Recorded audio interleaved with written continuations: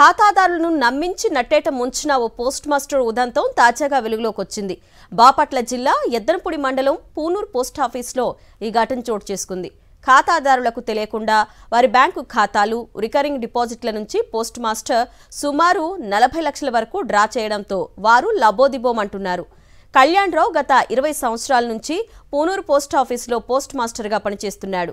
గ్రామస్తులందరినీ నమ్మించి పోస్టాఫీసులో ఖాతాలను తెరిపించాడు. కొందరికి సేవింగ్స్ అకౌంట్లు, మరికొందరికి ఆర్డీ అకౌంట్లను తెరిచి డబ్బులు జమ చేయించాడు.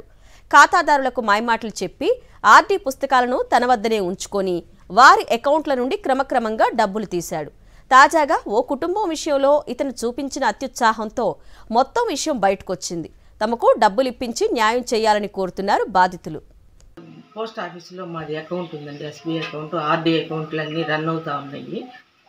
దానిలో నుంచి 2 సార్లు 2 20,000 మా ప్రమేయం లేకుండానే మా వారు ఐసీలో ఉన్నప్పుడు 7వ తారీఖున డ్రా చేసుకున్నారండి. తర్వాత 3వ నెల 6వ తారీఖున చనిపోయారు.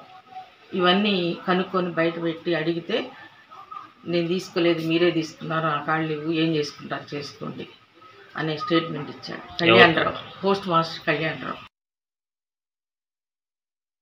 ఏం తేలేదు, ఎందుకు తేలేదు అని చెప్పి మళ్ళీ గట్టిగా అడిగా. అప్పుడు ఒకరోజు వచ్చి ఏదో నెల ప్రకారం కట్టి అది ఇచ్చాడు.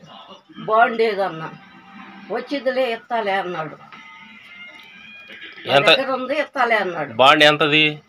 ₹1,00,000 బాండ్. అది చేసుకెళ్ళి ఇలా ఇది నెల ప్రకారం కట్టేది ఇచ్చాడు. చేసుకెళ్ళి అబ్బాయికి చూపించా. ఇది లేదమ్మా, నీకు ఏంటి మాకు తెలియదుగా అయ్యా, అకౌంట్ లేదు లేదన్నాడు.